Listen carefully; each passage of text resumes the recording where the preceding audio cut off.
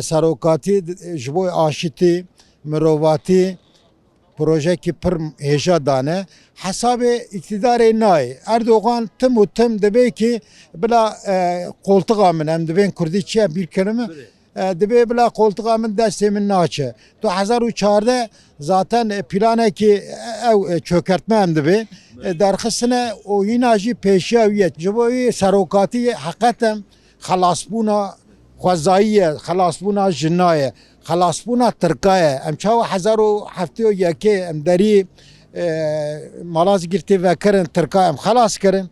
İmparatorekî çêkirin. Îro jî serokatî dibe were bi wekhevî biratî em rûnin. Ew ji hesabê wan me dixwazin îstîsmarê bikin. Serokatî dixwazin îstîsmarê bikin.